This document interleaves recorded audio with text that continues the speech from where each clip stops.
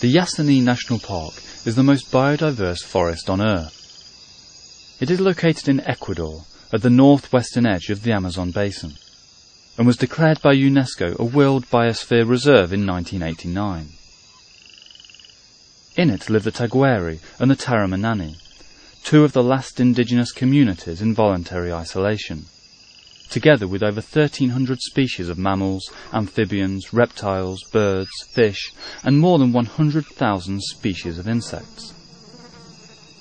Only 1 hectare in Yasuní has as many as 655 tree species, more than all of the US and Canada combined. But the Yasuní is not only rich in biodiversity, its wealth also lies underground.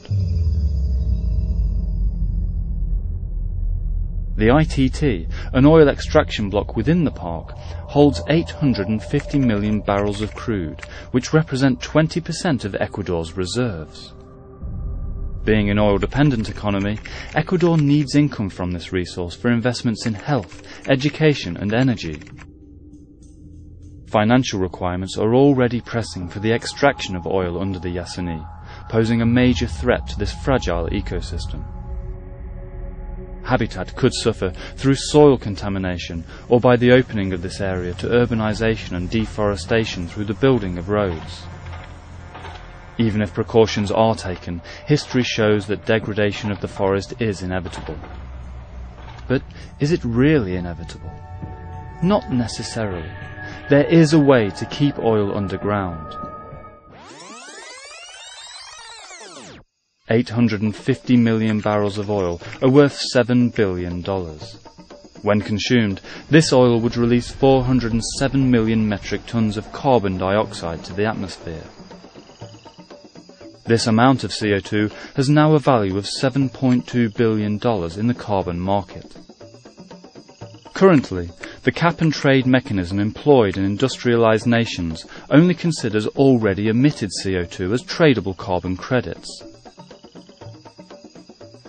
The Yasuní ITT initiative proposes keeping oil untapped and trading its value as non-emitted CO2 within the voluntary carbon market, therefore generating income enough to relieve the need for extraction in the Yasuní. These funds, managed and guaranteed by an international body, would then be invested in a long-term development plan which includes changing Ecuador's energy matrix from oil to hydroelectrical, geothermal, solar and biomass, recovering and reforesting 1 million hectares of forest, and protecting 40 natural reserves and indigenous territories, which represent 36% of Ecuador, a world conservation record. Through this development plan, 820 million tons of CO2 would be additionally mitigated during the next 20 years, adding to more than 1.2 billion tons when including the avoided emissions of oil kept underground. Just imagine the amount of prevented emissions and forest preservation that could be achieved if this model was applied to other biodiversity hotspots that face oil extraction. The Yasuní ITT initiative can be the cornerstone of an effective and realistic mechanism to protect fragile ecosystems and mitigate climate change. Shift the paradigm. Conservation is not a luxury. Conservation is a resource.